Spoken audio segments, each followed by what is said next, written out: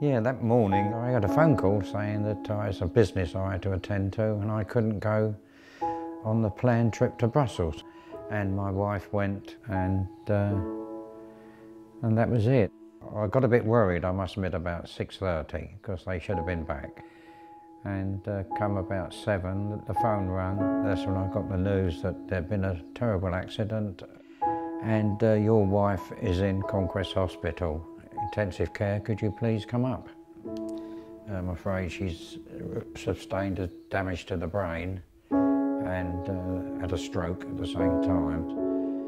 And I was absolutely devastated. I looked at Sue and I thought, I don't think I can handle this. Couldn't speak, of course, and she just kept staring at me, making noises like she wanted to say something, but I couldn't understand a word, you know. So at 69, here I am. I thought to myself, a full-time carer. I thought I could cope quite adequately, but unbeknown to oneself, you are becoming depressed. But what compounded it was the situation in the flat. The chairlift, I had to wait for her to go down. Then I had to go down, undo her belt, and then climb over her to get off so I could get her into the Zimmer. And the toilet was just so awkward. I don't want to go into that really because it gets me down to this day. I felt myself being tipped over the edge. I was shouting and carrying on, and I was almost violent towards Sue. It was one particular night. I shouted at Sue and she fell over sideways and I managed to pick her up and she started crying, and I can't stand seeing my wife cry. Eventually she quietened down and went to sleep, and I sat there and I got so deeply depressed, and I just jumped up and put a coat on.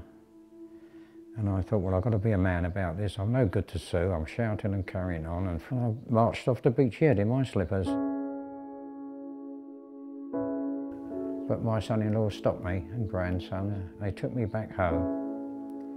And my lovely Sue was so pleased to see me. I feel a tear coming to my eye now, you know, because I think at the time sitting with Sue, I didn't know whether it was a good thing or a bad thing I'd been stopped, to be honest with you.